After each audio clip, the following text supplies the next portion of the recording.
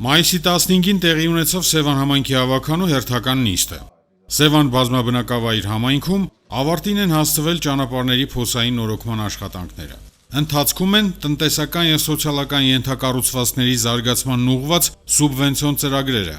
Սևան համայնքի փողոցների հիմնանորոգման աշխատանքներ սուբվենցիոն ծրագրի առաջին փուլով անցյալ տարի հիմնանորոգվեց Սևան քաղաքի էներգետիկների փողոցն ամբողջությամբ։ Այս տարի կհիմնանորոգվեն Սևան քաղաքի Իսահակյան, Օրբելի, Կարմիր բանակի, Սպանդարյան, Գեղամա, Ռուսական, Աբովյան, Սայաթնովա, Սյունյաց փողոցները։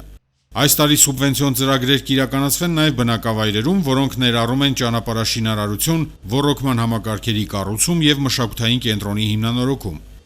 Սևան համայնքը մասնակցել է Համաշխարհային բանկի ֆինանսավորմամբ եւ Հայաստանի տարածքային զարգացման հիմնադրամի կողմից իրականացվող սոցիալական ներդրումների եւ տեղական զարգացման ծրագրի բաղադրիչ 2-ին եւ ծրագրի շրջանակներում ստացել է կոմունալ տրանսպորտային միջոցներ։ Օրակարգային առաջին հարցով Սևան համայնքի հավաքանու որոշմամբ բազմաֆունկցիոնալ էքսկավատորը, բազմաֆունկցիոնալ մինի ամբարձիչը, գրեյդերը,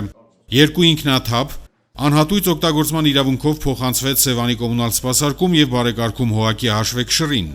Դրանք կօգտագործվեն Սևան համայնքում կոմունալ սպասարկումն իրականացնելու համար։ Օրակարգային հարցերով Սևան համայնքի հավաքանին որոշեց Սևան համայնքի Գագարին բնակավայրում Գագարինի փողոցներից մեկը անվանակոչել Ազատամարտիկների փողոց, իսկ Ծաղկունք գյուղական բնակավայրում որոշ համարակալված փողոցների անվանումներում ավելացնել Նրբանցք բառը։ Հաջորդիվ հավաքանու որոշմամբ Ծովագյուղ գյուղական բնակավայրում բնակիչների դիմումների համաձայն փոխվեցին որոշ հողամասերի նպատակային եւ գործառնական նշանակությունը։ 2025 թվականի ապրիլի 28-ին Սևան քաղաքում դատաբժշկական գիտագործնական կենտրոն ՊՕԱԿ-ի կողմից տեղի է ունեցել Սևան քաղաքում երկհարկանի դիահերձարանի կառուցման նախագծի ներկայացման վերաբերյալ հանրային քննարկում,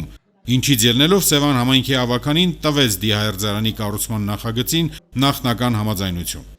Սևան համայնքի հավաքանու հաջորդ նիստը կանցկացվի հունիսին։ Նիստի վերջում քննարկվեցին քաղաքացիներից եւ իրավաբանական անձանցից ստացված դիմումները։ Սուրեն Բարսեղյան, Գնելովանեսյան, Սևանի STV1 հեռուստաընկերություն, Գեղամա օր։